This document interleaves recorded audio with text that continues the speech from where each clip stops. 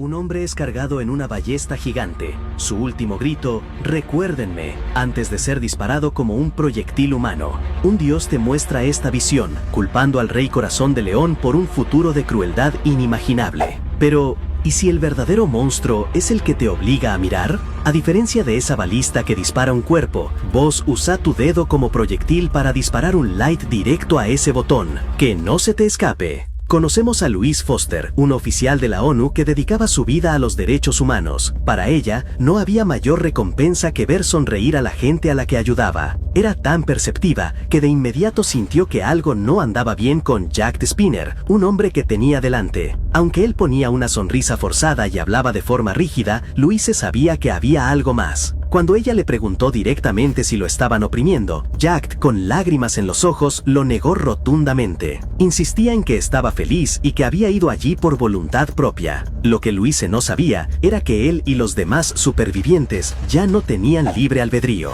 Habían hecho un pacto con Tatar, el dios del sol y el juicio, y ahora eran meros títeres, obligados a sonreír y a decir que todo estaba bien. Poco después, Louise y su equipo fueron llevados a un salón del pueblo para una comida. Les sirvieron un guiso de pasta de soja y samabab, que, aunque a Louise le pareció un poco simple por la falta de carne, probó de todas formas. Y ahí vino la sorpresa. Al comerlo, sintió como toda su fatiga desaparecía. Se sentía mejor que nunca. Se dio cuenta de que eran cosechas benditas de Nahu, cultivos milagrosos capaces de curar cualquier enfermedad. Le chocó que algo tan valioso se ofreciera con tanta ligereza. Mientras Louise disfrutaba de esta experiencia increíble, algunos de sus acompañantes se negaron a comer, con la excusa de que no les gustaban los fermentados. Louise, demasiado feliz con la comida, no le dio importancia, pero la verdad es que esas cosechas benditas eran veneno para los malvados. La cena terminó y parecía que todo había salido bien, hasta que uno de los hombres, Chunsik, se desplomó. Solo entonces se empezó a ver el doble filo de esa supuesta bendición. Después de la caída de Chunsik, se revela que todo es parte de un plan mucho más grande. Un hombre con traje, que se inclina ante el dios Tatar, le confirma que ya mandó al equipo de derechos humanos al panteón, tal como se le había ordenado. Tatar, que brilla con una energía púrpura, se muestra satisfecho y se burla del idealismo débil de los humanos. El hombre del traje, sonriente, agrega que la expansión orca va de maravilla. Todo gracias a un informante que tienen dentro de la ONU, un tal Dennis. Así, se destapa que los demonios han esparcido a sus secuaces por todo el mundo, infiltrándose en gobiernos y alianzas, con un único objetivo: la destrucción de la Tierra. Su estrategia principal es simple: empoderar a los orcos hasta que sean la mayoría de la población mundial, para que el planeta se sumerja en una guerra constante, sin tregua ni funcionamiento. Pero el hombre del traje tiene sus dudas. Le plantea a Tatar que aunque expongan la verdad del panteón, el gobierno coreano no va a imponer ninguna sanción. La relación entre ellos es demasiado sólida. Después de todo, el panteón fue fundado con el apoyo de la Asociación Coreana de Cazadores. Tatar, con una mueca grotesca que se asoma desde un orbe brillante, lo interrumpe sin darle importancia. Eso no importa, con que logremos manipular la opinión pública y ganar tiempo, es suficiente, dice. El hombre sigue sin estar convencido, lo que provoca la ira de Tatar. Con un golpe de energía, el dios le grita que su propio destino también está en juego y lo obliga a prestar atención. Mira a la pantalla, le ordena. De repente, una imagen espeluznante se materializa frente a ellos. Se ve un sitio de minería de metales raros, donde un grupo de hombres trabaja sin parar. Sin previo aviso, el suelo empieza a desmoronarse, y criaturas monstruosas, parecidas a cangrejos gigantes con látigos, emergen de las profundidades para atacar a los mineros. Los gritos de desesperación y dolor llenan el aire. El hombre del traje está completamente horrorizado, se arrepiente de haber dudado y jura que esas bestias merecen 1000 castigos. Pero Tatar aún no ha terminado. Le muestra otra escena, un minero ya colapsado y contaminado por una extraña energía sagrada, es brutalmente azotado por una de las criaturas, obligado a seguir trabajando a pesar de su estado. Son monstruos brutales, balbucea el hombre, su voz temblorosa de horror. «Hay más», dice Tatar, y la visión cambia a algo todavía más macabro. Un hombre rubio con traje ordena: «Carguen la balista de ciervos». El hombre del traje no entiende a qué se refiere, hasta que ve la escena completa. Una persona está atada a una especie de ballesta gigante, a punto de ser lanzada. ¿Cómo puede alguien hacer algo así?, grita el hombre, con el rostro descompuesto por el terror. El prisionero grita con desesperación, «¡Recuérdenme!», mientras es disparado como un proyectil humano. Con una explosión, el cuerpo desaparece a lo lejos. «¿Viste eso?», pregunta Tatar. «Este es el futuro gobernado por el rey Corazón de León». «¿Viste eso?», pregunta Tatar. «Este es el futuro gobernado por el rey Corazón de León». El subordinado de Tatar, con el rostro desfigurado por el horror y la rabia de la visión que acababa de presenciar, gritaba que no perdonaría a esos fanáticos y salvajes que usaban a la gente como si fuera descartable. Pero, a pesar de su indignación, le preocupaba que sus propios planes para detener esa barbarie fueran descubiertos por alguna figura superior. Tatar, con una calma perturbadora, le aseguró que unos artefactos que les había entregado los protegerían durante cualquier inspección de ese poder. Al escuchar esto, el hombre del traje cambió su temor por una sonrisa de satisfacción, ansioso por llevar el castigo a ese elitista malvado que tanto le asqueaba. Pero la realidad, o la visión que Tatar le mostraba, era mucho más cruda. De un momento a otro, el mismo subordinado se encontraba atado a una estaca, aterrado, mientras a su alrededor una multitud enardecida gritaba: «¡Mátalos! ¡Son todos demonios! ¡Quémalos!». En el siglo XXI, en Corea del Sur, se erigía una pira para ejecutar a quienes la gente creía demonios, con un pequeño robot declarando formalmente que la corte estaba en sesión. Una mujer observaba la escena, con lágrimas en los ojos, mientras todo se consumía. La visión cambia de nuevo. De repente, la escena nos transporta a un lugar radicalmente distinto. Un pueblo próspero, con campos verdes y gente feliz, que vive bajo la protección del Panteón. Un anciano, el señor Choi, camina por las calles sintiendo la brisa y disfrutando de la vida. Él fue uno de los primeros en unirse a esta nueva forma de vida cuando un tal León visitó el lugar. Antes, sus tierras estaban arruinadas por la contaminación mágica, la gente endeudada, sin esperanza, hasta que apareció su salvación, una figura angelical que purificó la tierra que ni los magos de la torre podían arreglar, trayendo consigo una diosa de la vida y la abundancia. La alegría fue inmensa cuando probaron las cosechas benditas por primera vez. No solo sanaron sus enfermedades, sino que rejuvenecieron y les devolvieron una fuerza que creían perdida. Era obvio por qué la gente mayor se sentía atraída por el panteón. Ahora, el señor Choi y su vecino, el señor Park, conversan tranquilamente. Park está ajustando su tractor mejorado, una maravilla tecnológica de Sir Yapi que les da toda la información que necesitan. Park, entusiasta, le pregunta a Choi si no tiene su propio jardín, comentando que ahora es lo último entre los ancianos de Nahu. Y es que los pequeños jardines de menos de 12 pyong están exentos de impuestos. El panteón los considera un hobby personal, no una extensión de tierras agrícolas, así que nadie los graba. Una astuta forma de mantener a la gente ocupada y contenta, sin que sientan la mano dura del sistema. Jack y Choi charlaban amablemente sobre sus cosechas y la llegada de un nuevo bebé. El ambiente era de paz y prosperidad, o al menos eso querían que pareciera. Con una sonrisa forzada y el brillo de una idea maliciosa en sus ojos, Dennis, el inspector de la ONU, se acercó a Jack y a otro aldeano, Choi. Dennis, con su aire profesional, empezó a preguntar, enfocándose en los trabajadores del pueblo. «Mucha de la gente que trabaja acá parece extranjera. ¿Son todos jornaleros?», soltó con una sonrisa que no le llegaba a los ojos. Jack dudó un segundo, pero luego respondió, con su voz ahora sonando como si recitara una lección. «No, Su Majestad nos los concedió para que los viejos como nosotros trabajemos más cómodos». Dennis asintió con una sonrisa aún más marcada, casi una mueca, y sin perder el tono amable, preguntó por los salarios y las condiciones de trabajo de esos concedidos. Pero Choi, el otro aldeano, no se lo tomó bien. De repente su rostro se contorsionó de ira y blandió una pequeña azada que por un instante pareció brillar con una energía extraña. «Escucha el tono grosero de este tipo», gritó Choi, mirando a Dennis como si fuera un bicho raro. ¿Por qué le interesan tanto nuestros asuntos con su majestad? ¿Acaso nos está diciendo que explotamos a nuestra gente?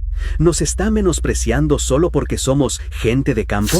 Dennis se quedó helado, viendo la energía sagrada que rodeaba la herramienta de Choi. Internamente se preguntaba qué demonios hacía ese viejo con un arma imbuida de algo así. Jack intervino rápidamente, calmando a Choi con un «ya es suficiente» y un recordatorio de no avergonzar a su majestad. Luego despidió a Dennis, sugiriendo que hablarían más tarde, mientras él mostraba el pueblo a los chicos. Dennis se alejó, sintiendo una punzada de preocupación. Una vez que estuvo solo, Jack se volteó hacia Choi y sus ojos brillaron con una luz dorada y peligrosa. «Señor Park», dijo Jack con voz grave, «decirles a los chicos que empaquen sus herramientas. Vamos a resolver esto a los golpes». Y así fue. La aparente tranquilidad del Panteón se desmoronó. El equipo de inspección de la ONU, incluyendo a Luis, fue capturado por los furiosos granjeros de las llanuras de Nahu. Los ataron a postes de madera, con gritos de «mátenlos» y «quemen a estos malditos vivos». Luis, desesperada, intentó razonar con ellos.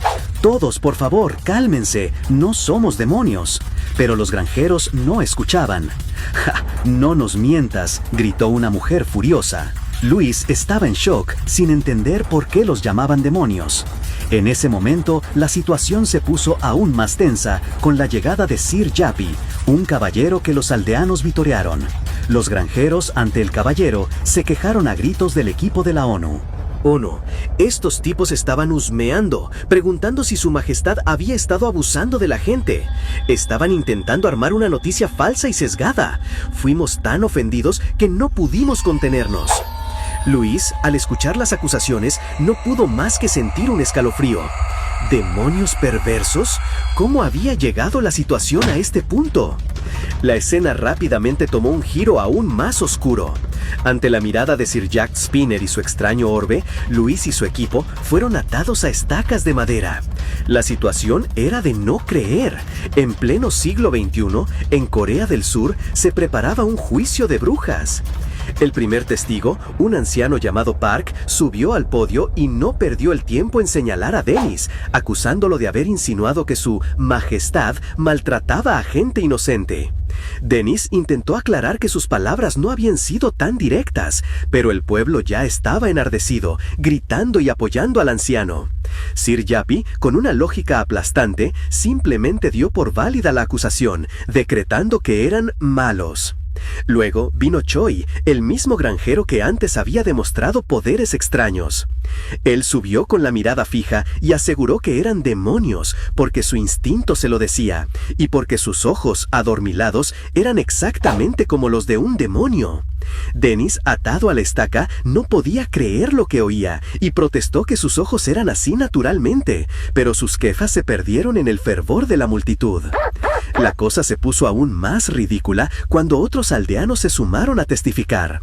Uno dijo que su perro no comía desde que habían llegado.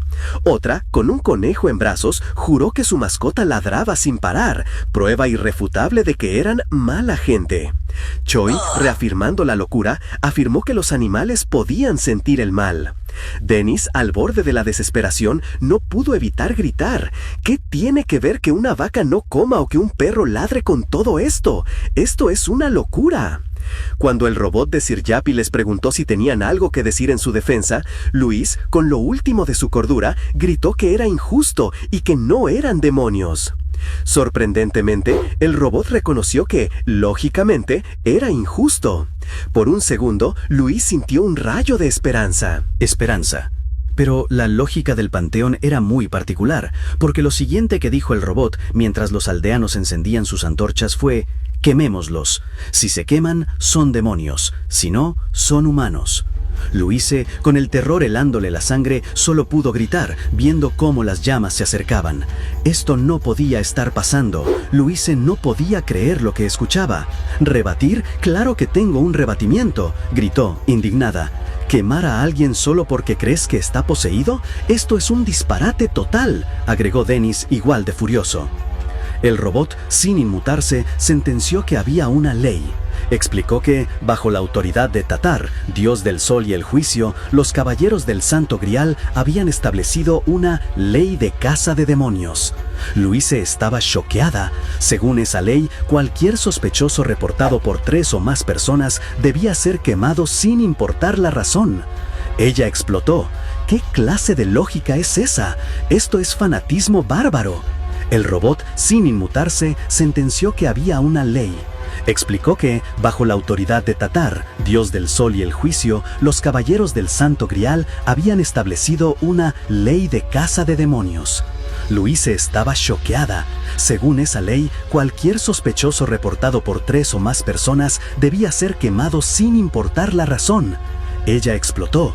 ¿Qué clase de lógica es esa? Esto es fanatismo bárbaro. El robot, sin inmutarse, sentenció que había una ley.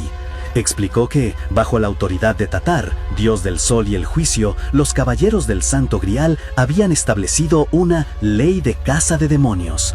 Louise estaba choqueada. Según esa ley, cualquier sospechoso reportado por 3 o más personas debía ser quemado sin importar la razón. Ella explotó. ¿Qué clase de lógica es esa? Esto es fanatismo bárbaro. El robot defendió el procedimiento, diciendo que estaba respaldado por datos.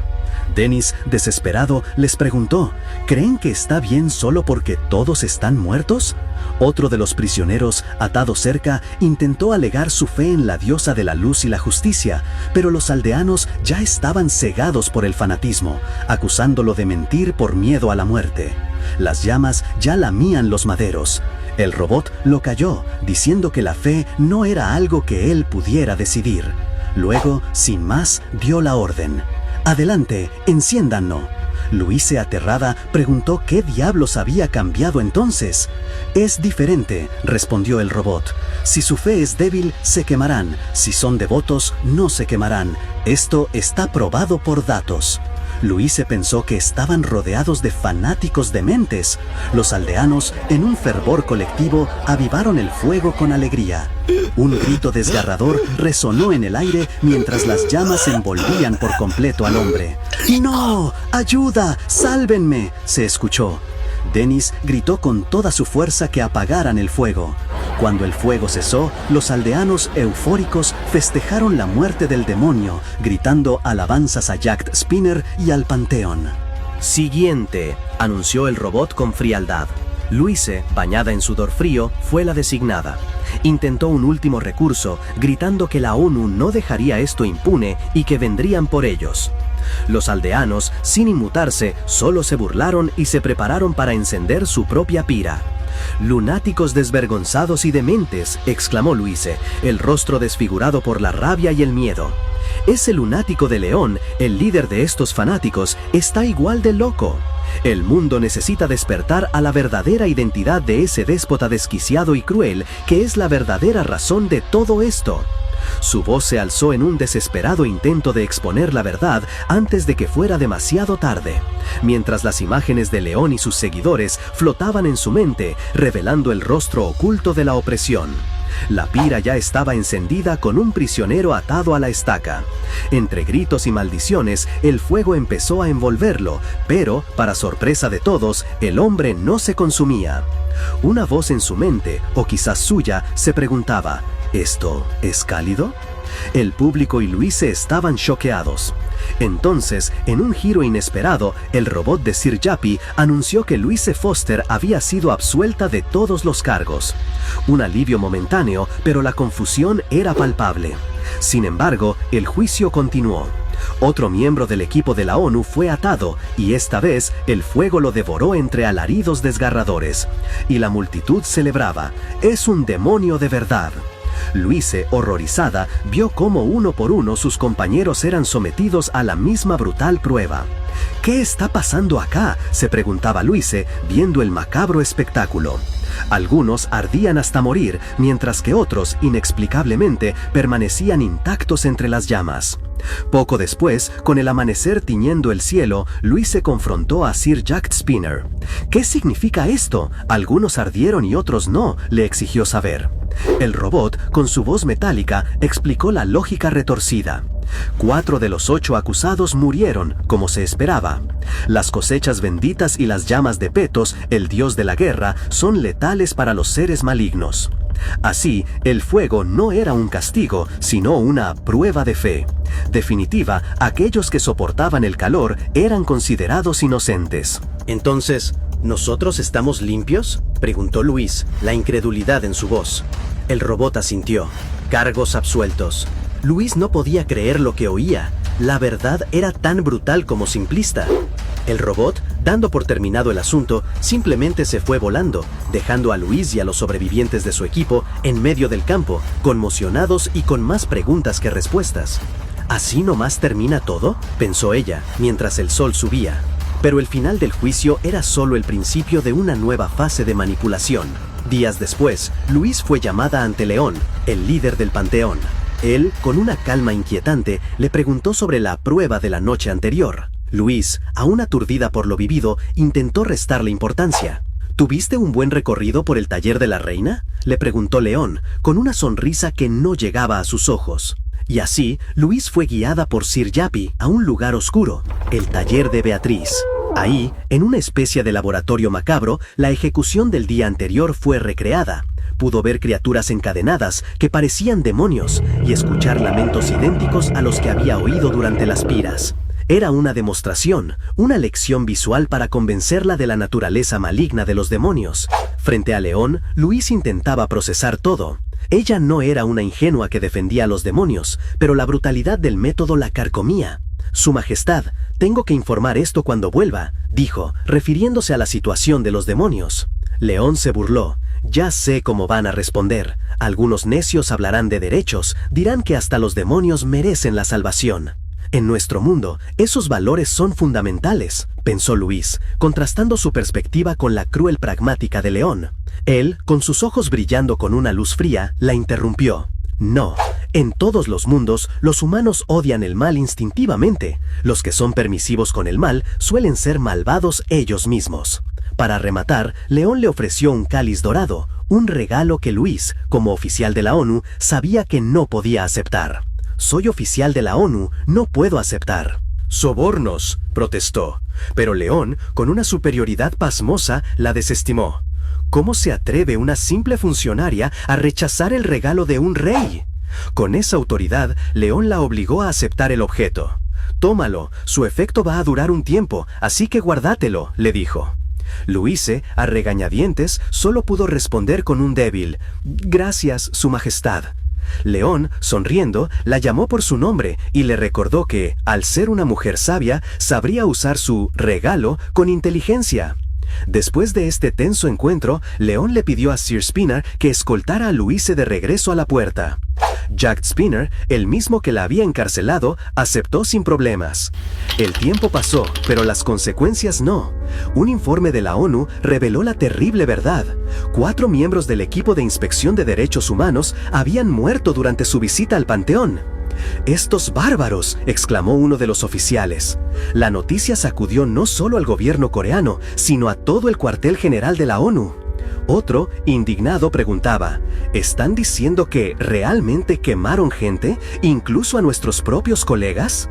Louise, aún procesando lo vivido, intentó explicar lo que había visto, sugiriendo con voz temblorosa que algunos de los nuestros podrían haber sido simpatizantes de demonios. Sus palabras desataron la furia de sus compañeros. «Oficial Louise, ¿de qué estás hablando? No inventes rumores sin fundamento». La situación era crítica. La ONU declaró el estado de emergencia, condenando las atrocidades del panteón y exigiendo el rescate inmediato de los que consideraban esclavos. Louise, la única que había sobrevivido y visto todo, fue llamada a testificar ante la alta dirección. Bajo una lluvia de críticas y exigencias de acción, tuvo que dar un testimonio detallado de lo que había pasado. Mientras la reunión transcurría con peticiones de enviar cartas oficiales y declaraciones formales, el oficial Harrison empezó a comportarse de forma extraña. Louise, al notarlo, le preguntó qué le pasaba. Él solo murmuró una palabra: luz.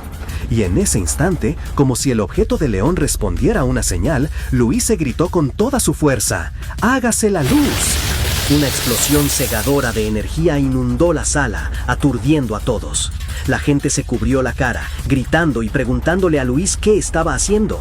Pero cuando la luz se disipó, la terrible verdad se reveló. ¡Un demonio!, exclamó Louise, horrorizada. El oficial Harrison ya no era humano. Su cuerpo se había transformado en una criatura grotesca con cuernos y ojos brillantes. El demonio, con una furia desatada, acusó a Louise. «¡Vos, desquiciada! Recibiste algo de León, ¿no es así?», le gritó. Louise, completamente conmocionada, no podía creerlo. Realmente era un demonio. «Si las cosas llegaron a esto», dijo Harrison con una sonrisa malévola antes de gritar a todo pulmón: «¡mátenlos a todos!». La oficina se convirtió en un caos y Louise solo pudo gritar de miedo mientras el demonio se lanzaba al ataque. Pero justo en ese momento, el regalo de León se activó. Una armadura, o guardián de energía, se materializó alrededor de Louise, protegiéndola mientras el sistema anunciaba: «tipo demonio confirmado». Louise, visiblemente sorprendida, apenas pudo reaccionar mientras la figura protectora se interponía. El sistema anunció: «comenzando escolta». El demonio Harrison, atónito, miró al guardián. «¡Vos! ¡No puede ser!», exclamó. «¿Por qué demonios estás acá?». Sin inmutarse, el guardián de energía se activó por completo. Una voz robótica anunció: «secuencia de combate mejorada activándose. Descarga completa desde la nube». Luego, con una presencia imponente, se identificó: «Antok, guardián de la mina». Louise lo observaba, una mezcla de sorpresa y alivio en su rostro. Harrison, sin embargo, se puso a la defensiva. «¿Es que pensás pelear solo?», espetó. «¿Sabes cuántos aliados tengo acá?». Pero el guardián no le dio importancia. «No me importa», respondió secamente, mientras su sistema fijaba el objetivo: «especia demoníaca, comenzando barrido». Mientras Antok se preparaba para la batalla, la situación en la sede de la ONU ya era noticia mundial. Lejos de allí, en un parque soleado, dos amigos, Suho y Jae-yuk, se relajaban bajo el sol, tomando algo y viendo las noticias en el celular. Se sorprendieron al ver las imágenes de Sir Yapi y la sede de la ONU, donde se hablaba de la infiltración de más de 300 demonios y adoradores. ¿Cómo llegó tan rápido hasta allá?, se preguntaba uno. La preocupación por la infiltración demoníaca era real, pero el otro, Suho, prefirió ignorarlo por un momento y disfrutar del descanso. Y es que tenían un buen motivo para relajarse. León, el líder del panteón, había declarado un feriado nacional por el Chuseok, al que llamaron el Festival de Demera. Después de un duro trabajo en el campo, Suho y Jae-yuk se daban un respiro bien merecido. Suho ya estaba planeando cenar pizza esa noche y un combo de hamburguesa de lujo para el día siguiente. «¿No te cansas de eso, le preguntó Jae-yuk, que lo veía comer pizza otra vez para el almuerzo. De pronto, un grupo de hombres en ropa de entrenamiento pasó trotando, liderado por un señor mayor que saludó a los muchachos. «¿Están de descanso, muchachos?», les dijo. Entre ellos venía Ku Dae-sung, un joven musculoso que se disculpó rápidamente. «Todavía soy un aprendiz, no me traten como un caballero oficial». Suho y Jae-yuk lo miraron con un poco de sorpresa. Se sabía que Suho y Jae-yuk, junto con Hari y Soyen, una comandante y cazadora rango S, tenían un estatus especial dentro del templo. Gracias a unos objetos antiguos, los cuatro habían progresado de forma dramática, convirtiéndose en cazadores de rango S. Ku Dae-sung, sin embargo, seguía siendo un caballero errante, un aprendiz que se esforzaba, pero cuyas circunstancias eran distintas desde el principio. El grupo de entrenamiento se despidió y continuó su carrera. Suho y Jae-yuk comentaron que Ku Dae-sung se esforzaba mucho, pero las cosas no le salían como querían. Por ahora, solo era rango C. Suho entonces le preguntó a Jae-yuk: «¿Cuándo crees que podremos levantar el martillo del Sir Geobrick?». Jae-yuk suspiró. «Ni siquiera las reliquias que heredamos nos reconocen como maestros aún», explicó. «Se dice que levantar el martillo de Sir Geobrick te convierte en un caballero del Grial al instante, ¿no? No tengo idea de qué nivel de habilidad se necesita para eso». Solo 4 personas en el templo entendían realmente lo que significaba ser un caballero del Grial, aquellos caballeros de los dioses que cayeron en la guerra final. Se hablaba de ellos con la misma reverencia que a una reina maga que estaba en la cima de su mundo, o a una máquina noble que cumplió una búsqueda de 1000 años. Solo ellos podían recibir ese honor glorioso. Mientras tanto, en un día soleado y tranquilo, Suho y Jae-hyuk, cazadores de rango S, disfrutaban de su merecido descanso. Suho se preguntaba si de verdad alguien de la tierra podría alcanzar semejante honor. Pensando en eso, se acordó de Hari y de cómo nunca la había visto llorar así. También se preguntaba qué andaría haciendo su majestad, León, que parecía muy ocupado últimamente con cierta majestad, a lo que Jae-hyuk le contestó que Hari había dicho que lo llevaba bastante bien. Pero Suho solo pudo pensar, ¿qué? No, no puede ser. Y en su cabeza vio a León y a esa misteriosa mujer de pelo blanco coqueteando con un brillo particular en sus ojos. Cambio de escena, de la tranquilidad del lago pasamos a la cruda realidad del templo. Aunque Suho y Jae-hyuk no querían saber nada de lo que pasaba allí abajo, la verdad era que en el taller y la prisión subterránea de Beatriz las cosas eran muy diferentes. Allí, un grito desgarrador resonaba, y Beatriz, con una expresión de hartazgo, simplemente decía que otro demonio moría ese día. De repente, León aparece, con una pose casual, tapándose la nariz como si el lugar oliera fatal. Beatriz, sorprendida y sumisa, se arrodilla al verlo. Él le dice que el lugar es un asco y que no es propio de su noble estatus estar ahí. Beatriz le responde casi a la defensiva que sí ventila el taller, pero León le echa en cara que para llegar a su taller sí o sí tiene que pasar por ahí. A Beatriz eso le hierve la sangre y en su mente los llama fanáticos desquiciados. Piensa que es absurdo que ellos se hagan las víctimas cuando es ella quien está sufriendo en esas condiciones. Y encima, si hay un elevador directo al taller desde el primer piso, ¿por qué demonios tiene que pasar por la prisión? León, como si pudiera leerle la mente, la reprende y una energía oscura la sacude. Le dice que no tenga malos pensamientos. Beatriz se retuerce de dolor, pensando que el tipo está loco por castigarla por lo que piensa. León solo bufa con desdén. Pero la cosa no termina ahí.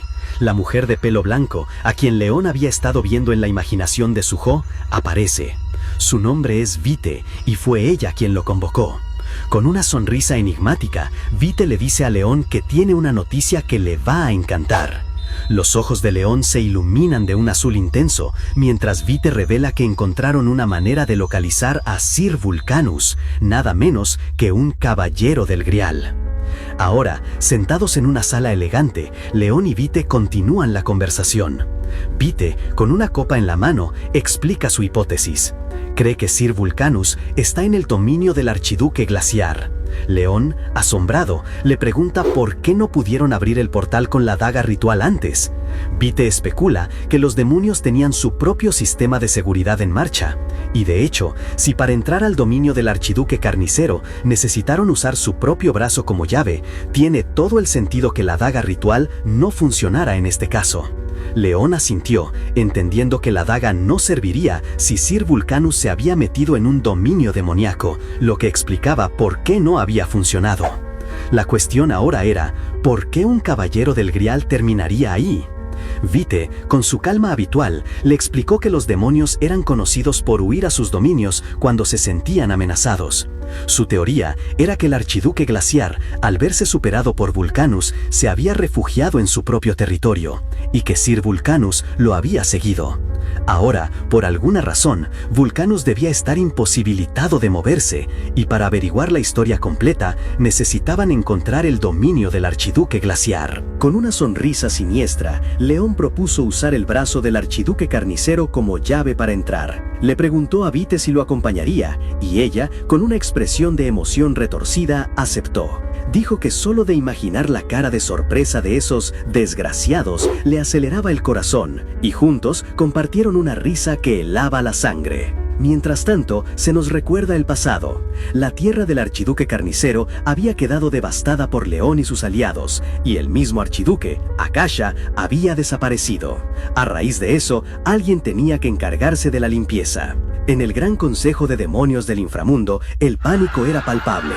Los gritos de terror resonaban cuando recordaban al Rey Corazón de León descendiendo de los cielos, sus ojos azules, y a la reina maga loca que había llegado con él, diciendo que los serviría a todos. La sola mención de ella era suficiente para hacer que algunos se orinaran del miedo, según el archidemonio Gob, el demonio de la sabiduría, que parecía el más molesto por el desorden y la histeria colectiva. Nadie quería ir a limpiar el territorio de Akasha. Fue entonces cuando un demonio más grande señaló a Gob, el novato, y lo mandó a él.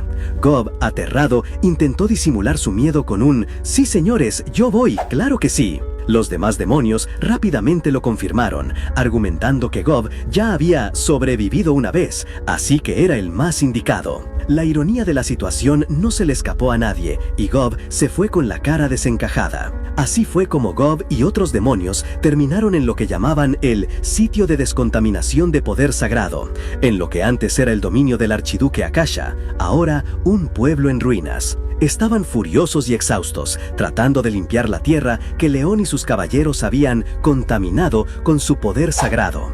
Para los demonios, ese poder era lo peor, una contrafuerza letal que había transformado su territorio, incluso haciendo crecer pasto. Gob, horrorizado, se preguntaba si León no estaría intentando terraformar el inframundo. Decidido, Gob ordenó a sus subordinados que recogieran toda la tierra profanada por el poder sagrado y la amontonaran en un solo lugar. Cuando uno de ellos le preguntó para qué usaría esa tierra tan horrible, Gob simplemente dijo que se usaría toda. Poco después, una enorme pila de tierra brillante y contaminada se alzaba en medio del lugar, tan peligrosa que los demás demonios advertían a sus compañeros de no acercarse demasiado. «Es peligroso, muévanse», les gritó Gob a los demonios que se acercaban. Agarró su bastón y, con un brillo en sus ojos, les dijo: ¿Qué? ¿No saben lo útil que es el poder sagrado? Este bastón tiene 250 años de poder sagrado acumulado, y ustedes son demonios a medias por no saber usarlo. Con eso, Gob levantó su bastón, que empezó a absorber toda la energía de la tierra contaminada, dejando la zona limpia. Una vez que el bastón absorbió todo, Gob ordenó a sus subordinados que siguieran trabajando mientras él se alejaba. Se sentía extraño, como si hubiera absorbido demasiado poder sagrado, y esa sensación le generaba una inquietud profunda. Tenía que revisar cómo estaban las cosas en la tierra y, sobre todo, dónde estaba León. La noche cayó en el reino demoníaco, y Gob se despertó sobresaltado en su cama, con el corazón acelerado. Su habitación estaba silenciosa. «¿Qué demonios?», pensó, bajándose de la cama y encendiendo su linterna. Algo no andaba bien. Recorrió los pasillos de su castillo, dándose cuenta de que estaba completamente solo. «¿Dónde están mis esclavos? A estas horas deberían estar trabajando. Definitivamente algo anda mal». De repente, una figura ágil y oscura apareció detrás de él, atacando con una velocidad increíble. Era un asesino. Gob sintió un frío recorrerle la espalda y no tuvo dudas. «Un asesino, mis sospechas eran ciertas». Y es que el reino demoníaco, lejos de ser unificado, era un nido de conflictos constantes. Origen, raza y poder definían todo, y Gob, un archidemonio de bajo rango y descendiente de goblins, siempre había sido el blanco de burlas y ataques de otros demonios. Pero Gob no se iba a dejar. Se rió con una mueca, sabiendo que este no era el primer asesino que le enviaban, ni sería el último. Apuntó con su bastón y lanzó un chorro de ese mismo poder sagrado que tanto temía, directo al atacante, quien logró esquivarlo con facilidad. La batalla acababa de empezar. Gob no se rindió. Lanzó un cañón sagrado tras otro, un rayo que, según él, lo derretía todo. Gritaba histérico, esperando ver a su atacante pulverizado. Pero, para su horror, el tipo, un joven rubio de aspecto tranquilo, se quedó parado, con los brazos cruzados, como si le estuvieran lanzando burbujitas de jabón.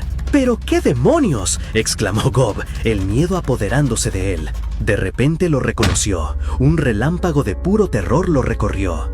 «León, corazón de león, ¿qué hace esta desgracia acá?». Gob sabía que estaba frito, completamente frito. León, el verdadero causante de tanto miedo en el reino demoníaco, lo observaba con calma, como pensando en voz alta. «¿Así que usás poder sagrado? ¿Y no sos un goblin?». Gob se quedó helado. Acababa de atacar a León con el poder que León mismo había purificado de su dominio. Una idea desesperada cruzó su mente. Sin perder un segundo, Gob se tiró al suelo, arrodillándose y exclamando: ¡Oh, nuestro Salvador! León, visiblemente extrañado, le preguntó: ¿cómo podría yo ser tu salvador? Gob, por dentro, suspiró aliviado al ver que no lo había apuñalado de una. Tenía que jugar sus cartas rápido. Con toda la teatralidad que pudo, Gob le contó a León una leyenda de su tribu, la de un caballero de la diosa que vendría a liberarlos del sufrimiento. León se cruzó de brazos, apenas mostrando interés, pero le dijo que continuara. Gob, sintiendo que su plan funcionaba, empezó a narrar la trágica historia de su gente, una pequeña tribu de goblins que servía fielmente a su dios, hasta que los orcos los conquistaron y esclavizaron para luego venderlos a los demonios por un pedazo de carne. En medio de esa esclavitud, recibieron una profecía: algún día un salvador vendría a liberarlos. Gob, con la voz llena de falsa esperanza, miró a León como si fuera ese salvador prometido. León, por su parte, se cubrió la boca y soltó una risita, comentando con un tono que no le sentó bien a Gob: ¡qué historia tan trágica! Gob, sintiendo un escalofrío, se preguntó qué pasaría ahora. El plan había funcionado, pero la reacción de León era inquietante. León, con una sonrisa, le preguntó a Gob el nombre de ese dios goblin que había mencionado, su Salvador. Gob, sin perder el ritmo, soltó un nombre kilométrico e impronunciable, explicando que su idioma tribal era retorcido. León lo escuchó con interés, pensando en lo inusual que sonaba todo eso. Para Gob era un respiro. León se lo estaba creyendo, o al menos su naturaleza abierta le hacía juzgar mal la situación, y eso le daba tiempo. Pero la calma duró poco. León, con su tono meloso, le dijo a Gob que el castillo era un lugar peligroso y que debía acompañarlo.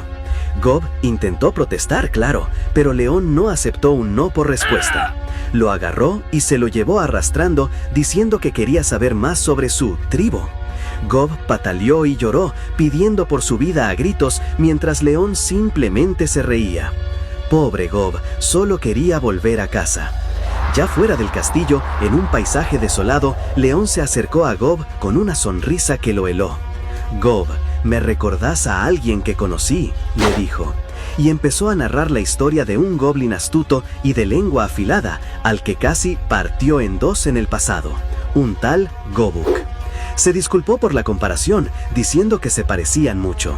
Gob, con el corazón en la garganta, negó efusivamente cualquier parecido, intentando mantener su actuación de goblin sumiso y asustadizo. La verdad es que Gob era un experto en supervivencia. Hace 230 años, cuando se despertó como archidemonio y conoció a León, lo único que hizo fue correr y sobrevivir. Durante la invasión de Corazón de León, Gob pidió ser enviado al lugar más lejano posible, y una vez más, sobrevivió. Incluso cuando el Señor de la Sabiduría murió, Gob se lanzó a un portal demoníaco y salió vivo. No era un demonio de la sabiduría o la investigación, era un demonio de la supervivencia.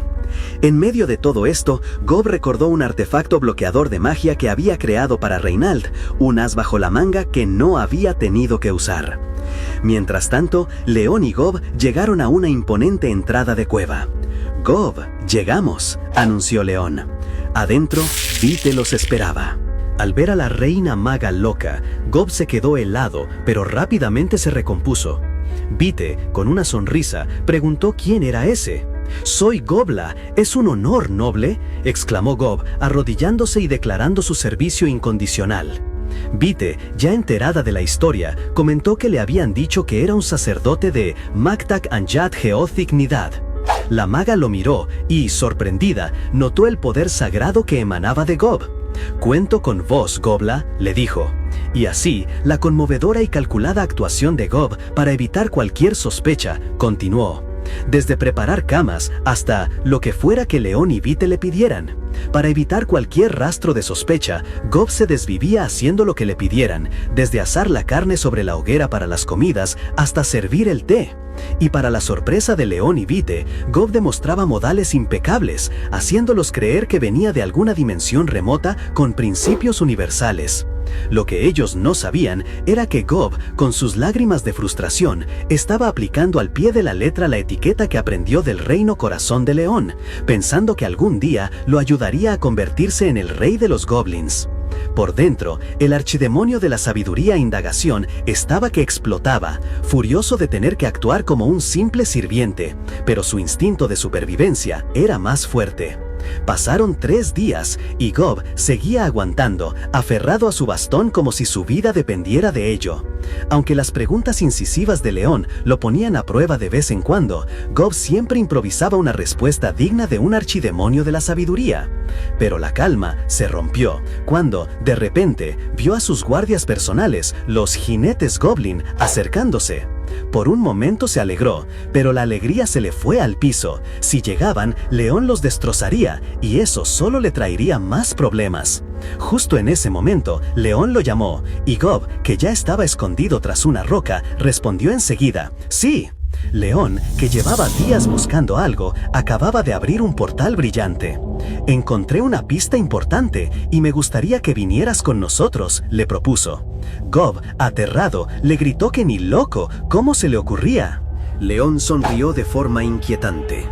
«Algún día volveré aquí», le dijo, «y destruiré a toda esa escoria, a cada raza inferior. No quedará ni uno». Gob sintió un escalofrío y por dentro le rogaba que no volviera nunca. León, fingiendo preocupación por dejar a Gob solo, decidió darle una bendición. Con un gesto de su mano, hizo que una luz cegadora purificara el bastón de Gob, que León dijo que estaba saturado de energía demoníaca. Gob, al ver su preciado bastón transformado en un objeto inútil y ahora brillante, sentía que se le moría en las manos. León le ofreció el bastón, ahora con un resplandor dorado, pero Gob lo veía como una bola radiactiva y pensó que León quería matarlo. Desesperado, se arrodilló y le rogó que se lo llevara, diciendo que ese objeto atraería demasiada atención. León, con una falsa sonrisa, dijo haber cometido un grave error y aceptó quedarse el bastón. Gob suspiró aliviado, pensando que se había salvado. Pero el alivio duró poco. León, con una sonrisa aún más sádica, bendijo a Gob directamente, tocándole la cabeza. Un estallido de luz dorada brotó de Gob, haciéndolo gritar de agonía mientras su cerebro parecía hervir. León se reía a carcajadas, preguntándole si estaba tan feliz de recibir su regalo, mientras Gob se retorcía de dolor. Sus lamentos se vieron interrumpidos por el sonido familiar de sus goblins. Desesperados, sus jinetes lo encontraron tendido en la cueva, deformado y agonizando, preguntándose qué demonios le había pasado a su jefe. Con un último quejido, Gob se regocijó de haber sobrevivido un día más. El otoño había llegado. Mientras tanto, en otro lugar, León y Vite emergieron de un portal hacia un páramo congelado, el dominio del archiduque glaciar. Vite estaba impresionada por la tierra de hielo, pero León notó enseguida que no era un lugar común. La magia y las artes divinas se sentían restringidas. Los efectos eran débiles y el consumo de maná altísimo. Ambos confirmaron que sus poderes estaban lejos de su capacidad habitual. «Esto es un problema grave», comentó Vite, y sugirió volver, pero León se negó. Argumentó que el poder que congelaba ese espacio era tan fuerte como las artes divinas mismas y que no ganaría nada con solo retirarse. Le dijo a Vite que conservara su maná, que lo necesitarían para abrir un portal de escape si las cosas se ponían feas. Vite sacó una daga de energía rojiza y León explicó que era la de Sir Vulcanus y que los guiaría. Con la esperanza de estar en el camino correcto, decidieron avanzar con rapidez. Mientras se adentraban en los gélidos valles, Vite empezó a mostrar señales de agotamiento por el frío. León, notándolo, le preguntó si estaba bien. Ella se disculpó, consciente de que aún tenían un largo camino. Pero León la tranquilizó, revelando que él mismo había sellado su magia para que no se esforzara en vano. De repente, una tormenta de hielo se desató. Para evitarla, León, sin más explicaciones, alzó a Vite en sus brazos. Ella, sorprendida y ruborizada, le preguntó a su majestad qué hacía. Él le dijo que era una emergencia y esperaba que lo soportara. Pese a la situación, Vite se preocupó por él, a lo que León respondió con una sonrisa que era tan ligera como una pluma. Ella, avergonzada, le preguntó si eso no era un cliché, y él, sin perder la calma, afirmó que no, que era un hecho lógico. Vite, en sus brazos, sintió una calidez extraña, algo que jamás había experimentado. Era la primera vez que un hombre la sostenía así, y para su sorpresa, no se sentía mal, más bien era bastante agradable. León, notando su comodidad, se ruborizó levemente y le dijo que se sentía honrado. La maga, casi adormilada por el frío y la situación, se recostó un poco más. Pero el tiempo apremiaba. León sabía que el viaje era peligroso, el paisaje helado era implacable. Pensó en voz alta que, de haber sabido lo extremo que sería, habría traído a Harry. Y hablando de Harry, en ese mismo instante, del otro lado del mundo, la subdirectora Han Harry, Louise Foster, a quien León le dio el regalo, miraba su celular con el pánico reflejado en sus ojos. La pantalla mostraba una lista interminable de mensajes. Puerta sucedió. Puertas abriéndose en Gangnam, Incheon, Seúl, en cuestión de minutos. La situación era caótica. En la sala de control, un mapa mundial se iluminaba con cientos de puntos rojos, cada uno marcando un nuevo portal. La crisis era global. «¡Presidente!», exclamó Harry, su voz temblaba. El presidente, un hombre mayor de bigotes canosos, no perdió el tiempo. Ordenó a los 10 gremios principales que se movilizaran de inmediato y que conectaran a la subdirectora Han Harry con el Panteón. «No hay tiempo», sentenció, la urgencia en su voz palpable.